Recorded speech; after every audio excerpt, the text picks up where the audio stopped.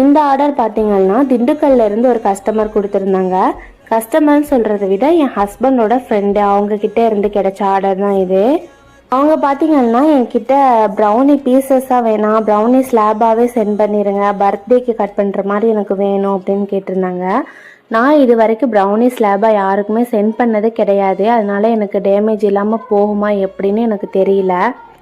சரி ஓகே, நான் ப்ரௌனி ஸ்லாபாகவே அனுப்பிடுறேன்னு தான் ஃபஸ்ட்டு சொல்லியிருந்தேன். என்கிட்ட கரெக்டான பாக்ஸுமே கிடைக்கல. ஒரு வழியாக பீஸா பாக்ஸில் வச்சு நான் சென்ட் பண்ணுறேன் சிஸ்டர் அப்படின்னும் சொல்லிட்டேன். அவங்களும் சரின்னு சொல்லிட்டாங்க. அப்புறம் ப்ரௌனி ரொம்ப ஃபட்ஜியாக இருந்தது. எனக்கு பயமாயிருச்சு, ஒரு வேளை கிராக் ஆயிடுச்சுனா அப்படின்ட்டு நான் உங்ககிட்ட மறுபடியும் நான் சொல்லிட்டேன். சிஸ், இந்த மாதிரி ப்ரௌனி டேமேஜ் ஆக சான்ஸ் இருக்குது, நான் உங்களுக்கு பீஸாவே கொடுத்துறேன். அவங்களுமே சரி ஓகே பரவாயில்ல பீஸஸாகவே கொடுத்துருங்கன்னு சொல்லிட்டாங்க. சூப்பராக ஒரு ட்ரிபிள் சாக்லேட் ப்ரௌனி ரெடி பண்ணி நான் சென்ட் பண்ணிட்டேன். நெக்ஸ்ட் ஒரு சூப்பரான வீடியோவில் பார்க்கலாம். பாய்.